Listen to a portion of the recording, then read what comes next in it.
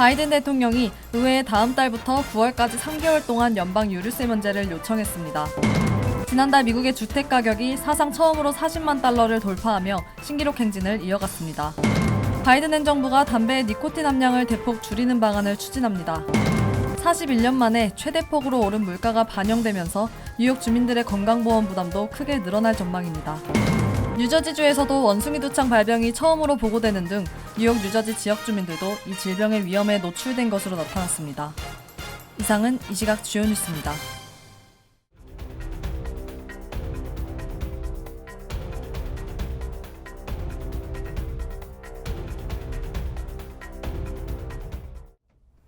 시청자 여러분 안녕하십니까? KBN 뉴스입니다. 조 바이든 대통령이 의회에 다음 달부터 9월까지 3개월 동안 연방 유류세 면제를 요청했습니다. 중간 선거를 앞두고 유류비가 치솟으면서 침체에 빠진 지지율을 의식한 것으로 보이는데요. 의회가 어떤 반응을 보일지 주목됩니다. 보도에 박준환 기자입니다.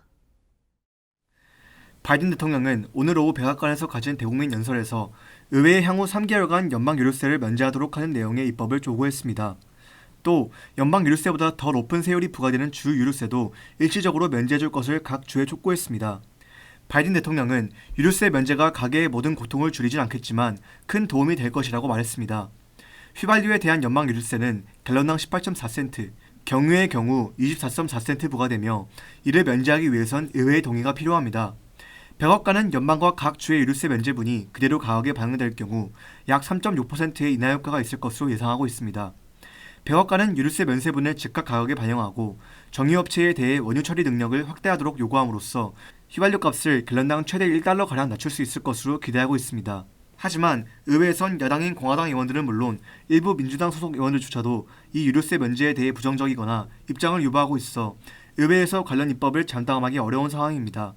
이번 조치는 오는 11월 중간선거를 앞두고 유류비가 치솟으면서 바이든 대통령의 지지율이 바닥권에서 벗어나지 못하는 가운데 나온 것입니다. 고유가로 인해 경제 전망이 최저치로 떨어지면서 중간선거에서 민주당이 상하원 과반 의석을 지키지 못할 것이라는 전망도 나와 바이든 대통령으로선 비상이 걸린 상황입니다. KBN 뉴스 박준환입니다. 지난달 미국의 주택 가격이 사상 처음으로 40만 달러를 돌파하며 신기록 행진을 이어갔습니다. 전미 부동산 중개인협회에 따르면 미국의 지난달 기존 주택 매매 가격 중앙값은 40만 7,600달러를 기록했습니다. 40만 달러를 넘어선 것은 처음으로 1999년 통계 작성 이래 최고치입니다.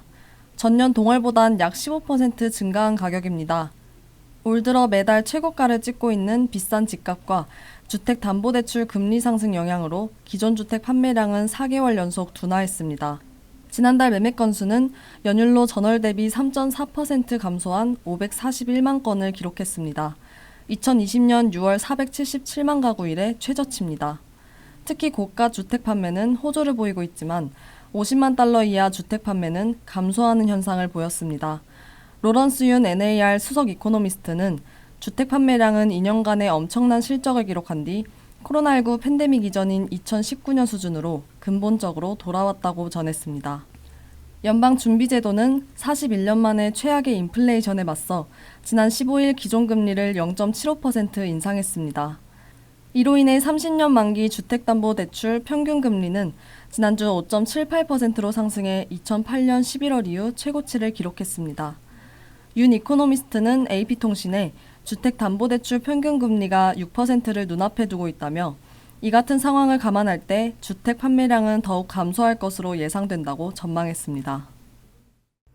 조 바이든 행정부가 담배의 니코틴 함량을 대폭 줄이는 방안을 추진합니다. 식품의약국은 담배 회사들이 니코틴 함량을 최소화하거나 중독성이 없는 수준으로 낮추도록 의무화하는 규정을 발표할 예정인 것으로 알려졌습니다. 박준환 기자의 보도입니다. 월스트리트저널은 연방 정부로부터 자금을 지원받고 지난 10년 동안 10여 개 대학에서 실시한 연구에서 담배의 니코틴을 줄이면 흡연자들의 중독성을 억제할 수 있는 것으로 나타났다며 이 연구가 행정부 정책의 바탕이 됐다고 전했습니다. 니코틴은 그 자체로는 암이나 심장 및 폐 질환을 유발하지 않지만 중독성이 있어 흡연자가 담배를 피우도록 유도합니다. 질병통제예방센터는 미국에서 매년 48만 명 이상이 이런 유해물질과 관련한 질환 등으로 목숨을 잃는다고 추산하고 있습니다. 연구 결과 흡연자들은 니코틴 수치가 매우 낮은 담배를 사용할 때 더 적은 담배를 피우고 담배에 덜 의존하게 되고 독성 물질에 덜 노출되는 것으로 조사됐습니다. 금연 시도도 더 많이 한다는 인과관계를 확인했습니다. 흡연자들이 일반적인 담배보다 니코틴이 약 95% 적게 함유된 담배를 사용했을 때 담배를 덜 피우고 의존도가 줄어들었습니다. 담배의 니코틴 농도를 낮추기 위해선 담배잎의 비율을 조정하거나 별도의 가공을 거쳐 니코틴을 제거해야 합니다. 일부 기업은 유전자 조작으로 니코틴 함량이 통상 담배잎의 5%에 불과한 품종을 키워 담배를 만들고 있습니다. 다만 담배업계의 반발 등을 고려할 때 정부가 이런 정책을 내놓더라도 실제로 확정돼 시행되기까지는 상당한 시간이 걸릴 것으로 전망됩니다. FDA가 구체적인 규정을 제안하는 데 최소 1년이 걸릴 수 있고 이후에도 각계의 의견을 청취하는 과정이 필요합니다. 또 규정에 반발하는 담배 회사들이 변경을 시도하거나 법원에 소송을 제기할 가능성도 있습니다. 2020년 기준으로 미국 성인 인구의 12.5%에 해당하는 3,080만 명이 담배를 피우는 것으로 집계됐습니다. KBN 뉴스 박준환입니다. 상원이 총기 규제를 강화하는 포괄적인 법안에 합의했습니다. 아이들을 보호하는 법이라는 이름이 붙여진 총기 규제 법안으로 입법이 완료되면 30여 년 만에 처음으로 연방 차원의 총기 규제안이 마련됩니다. 계속해서 박준환 기자입니다. 크리스 머피 등 민주당 상원의원 10명과 존 코닌 등 공화당 상원의원 10명으로 구성된 상원협상단은 어제 총기 규제 법안에 대해 최종 합의에 도달했다고 밝혔습니다. 이들은 공동성명에서 우리의 법안은 생명을 구할 것이며 법을 준수하는 수정헌법 2조의 권리를 침해하지 않을 것이라고 말했습니다. 이어 우리는 광범위한 초당적 지지를 얻고 우리의 상식적인 법안을 법으로 통과시키기를 기대한다고 전했습니다. 앞서 협상단은 지난 12일 총기 안전 조치를 위한 9가지 초당적 규제 조치에 합의했습니다. 그러나 이른바 남자친구 루포의 문제 등에 대한 이견으로 구체적인 조문 협상이 막판 난항을 겪었습니다. 결과적으로 상원협상단은 총기 규제 대상에 데이트 상대를 포함시키기로 합의했으며 대신 법령에 따라 총기 접근이 제한되는 사람이 5년간 다른 폭력범죄로 유죄 판결을 받지 않으면 총기 권리를 회복할 수 있도록 하는 조항도 신설했습니다. 합의안에는 레드플래그법을 시행하는 주에 인센티브를 지원하는 방안이 포함됐습니다. 레드플래그법은 위험인물로 지목된 사람이 총기를 몰수하도록 법원에 청원할 수 있게 하는 내용이 골자입니다. 레드플래그법은 현재 워싱턴과 19개 주에 시행 중인데 합의안은 이 법의 시행을 촉진하고 다른 주도 유사한 법안을 채택하도록 독려하는 내용입니다. 총기를 구매하는 18세에서 21세의 신원 조회를 위해 미성년 범죄 기록도 활용할 수 있도록 하는 등 신원 조회를 강화하는 내용도 담겼습니다.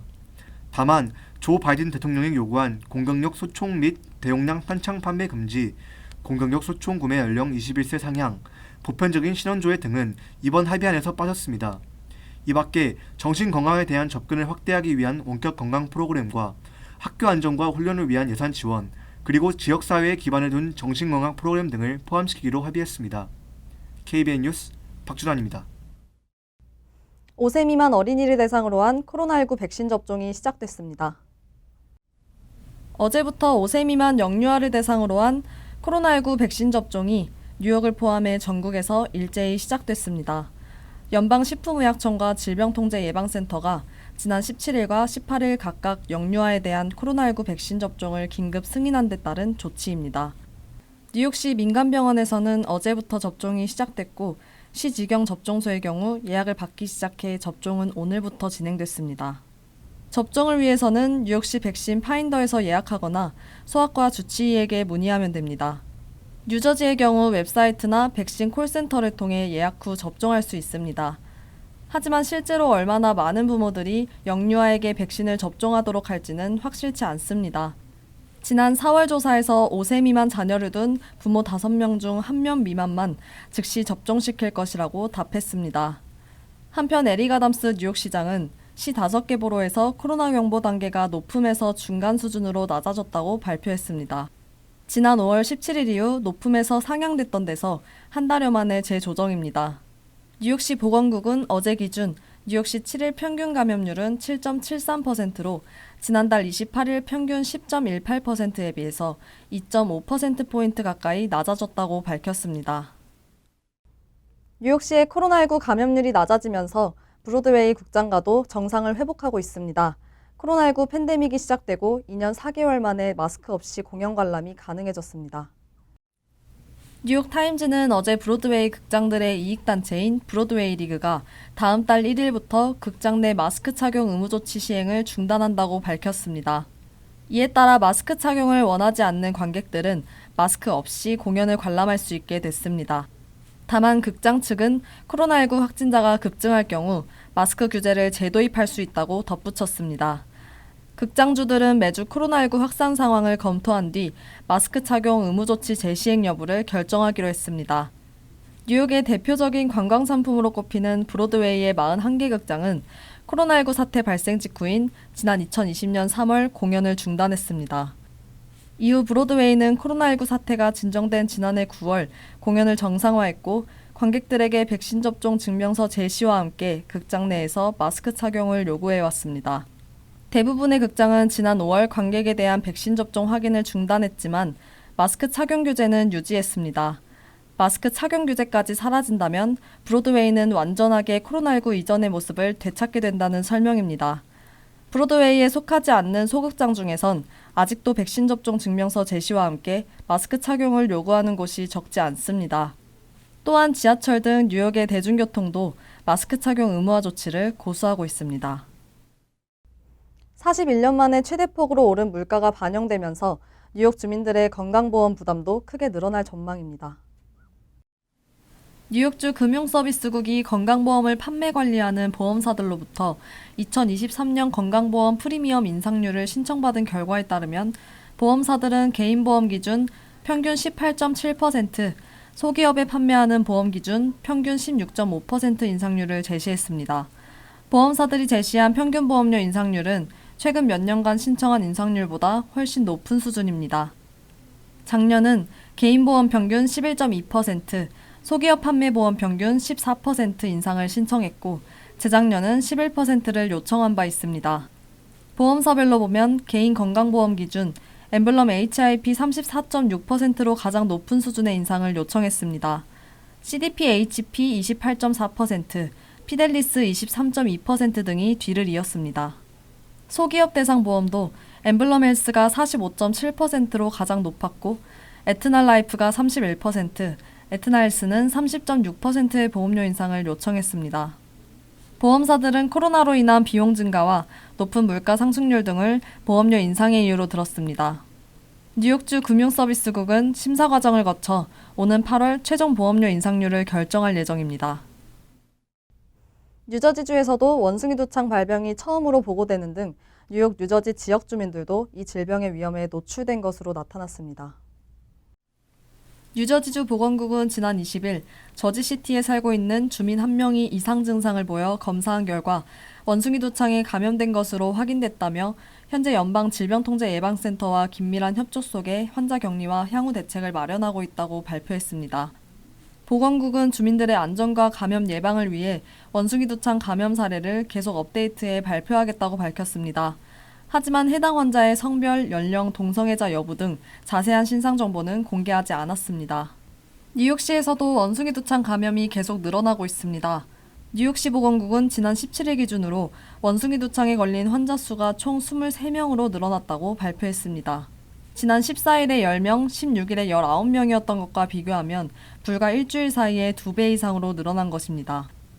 뉴욕시를 포함해 뉴욕주에서는 설리반 카운티와 웨스트 체스터 카운티에서 각각 1명씩 환자가 발생해 총 25명이 됐습니다. 한편 당국에 따르면 최근 뉴욕시에서 감염된 환자들의 경우 해외 또는 타주를 여행한 것이 아니라 뉴욕 내에서 일반적인 대인 접촉으로 감염된 것으로 드러나 주의가 요구되고 있습니다. 뉴욕시 거리 홈리스 수가 코로나19 팬데믹 이전 수준으로 늘어났습니다. 뉴욕시 홈리스 서비스국이 발표한 노숙자 인구 추정조사 결과에 따르면 올해 1월 25일 기준 쉘터에 거주하지 않고 거리에서 생활하는 노숙자 수는 3,439명으로 집계됐습니다. 작년 1월 26일 2,376명보다 44.7% 증가했습니다. 코로나19 팬데믹 이전인 2020년 1월 27일 3,857명과 비교하면 약 11%에 해당하는 400여 명 모자란 수준입니다. 조사에 따르면 전철역 내 머물고 있는 노숙자들은 2,100명, 길거리 등 지상에서 노숙하는 사람은 1,300명으로 확인됐습니다. 2020년 팬데믹 이전 약 1,700명이 전철역에서 약 2,200명이 지상에서 노숙하던 것과 상반되는 모습입니다.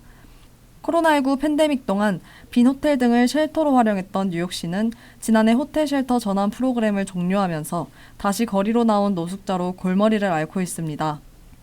올해 3월 비영리단체 파트너십포 뉴욕시티가 뉴욕시 직장인 1만 명을 대상으로 한 설문조사에서는 74%가 팬데믹 이후 대중교통 안전이 악화됐다고 답했고 94%는 노숙자와 정신질환자 문제 해결에 시정부 조치가 미흡하다고 답변했습니다. 에릭 아담스 뉴욕시장은 노숙자 문제 해결을 뉴욕시 재건을 위한 최우선순위로 두고 해결 방안을 지속적으로 발표해오고 있습니다. 다음 회계연도 예산에 1억 7,100만 달러를 노숙자 문제 해결을 위한 각종 대책에 할당하고 노숙자 쉘터와 1,400개 세이프 헤븐 침대 마련 등을 추진합니다. 또 노숙자 인구 추정조사가 실시된 이후인 2월, 아담스 시장은 전철 시스템에서 노숙자를 몰아내기 위한 전철 안전계획을 공개하고 전철역 내 노숙자를 단속해 쉘터로 옮기는 작업을 진행하고 있습니다. 간추린 소식입니다. 캘리포니아주 하원은 지난 20일 한상 대부이자 기부왕으로 불렸던 홍명기 전 M&L 형제단 이사장을 기리는 기념일을 제정했습니다. 이로써 홍 전 이사장은 캘리포니아주에서 도산 안창호 선생에 이어 생일을 기리는 두 번째 한인이 됐습니다. 6.25 전쟁 직후인 1954년 유학길에 올라 1959년 UCLA 화학과를 졸업한 후 51세에 튜라코트를 창업한 홍 전 이사장은 2001년에는 사재 1천만 달러를 들여 M&L 홍재단의 전신인 밝은 미래재단을 설립해 폐교위기에 처한 남가주 한국학원 살리기, 안창호 선생 동상 건립 등에 기여하고 세계 한상대회 개최를 주도했습니다. 휴스턴에서 엄마가 딸의 생일 파티를 준비하느라 폭염 속에 혼자 차 안에 남겨진 5세 남자아이가 숨지는 사건이 발생했습니다. 경찰 관계자는 엄마가 아들과 8살 딸을 데리고 서둘러 집에 들어갔고 5세 남자아이만 홀로 차에 남아있었다고 말했습니다. 당시 휴스턴은 최고 기온은 섭씨 38.3도에 달했으며 아이의 엄마는 2-3시간이 지나서야 아들이 차 안에 있다는 것을 알아챘고 아이는 숨진 채 발견됐습니다. 미국에서는 매년 평균 38명의 15세 미만의 어린이들이 차에 남겨진 후 열사병으로 사망하고 있습니다. 샌드라 왕 뉴욕 시의원은 어제 퀸즈 경제개발사와 함께 플러싱 162가에 위치한 한인 운영 업소 화이트 노이즈 카페와 레저 카페 등을 찾아 업소들 외벽에 지저분하게 그려져 있는 그래피티 제거 작업을 실시했습니다. 그래피티 제거 프로그램은 시정부로부터 자금을 지원받아 진행되는 것으로 황 의원실은 이달 말까지 낙서 12개를 제거할 수 있는 자금을 확보하고 있습니다.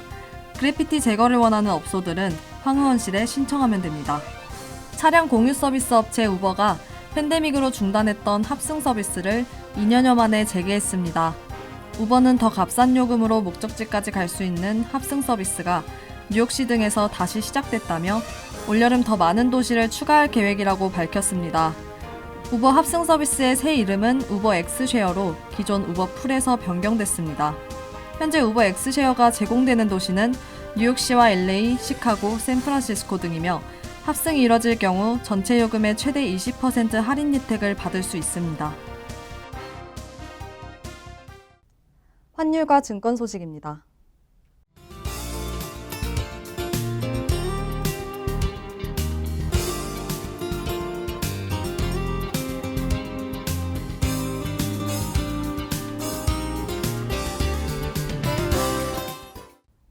이어서 날씨입니다.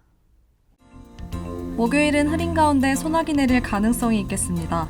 낮 최고 기온은 71도, 섭씨 22도, 밤 최저 기온은 62도, 섭씨 17도로 예상됩니다.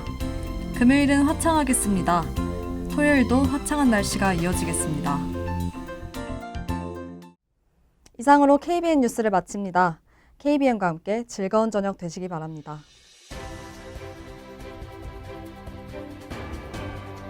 미 동부 최대 한인방송 KBN이 제작하는 KBN 뉴스는 웹사이트 mykbn.com 그리고 유튜브와 페이스북에서 다시 보실 수 있습니다. 좋아요, 구독, 알림 설정은 뉴스 제작에 큰 도움이 됩니다.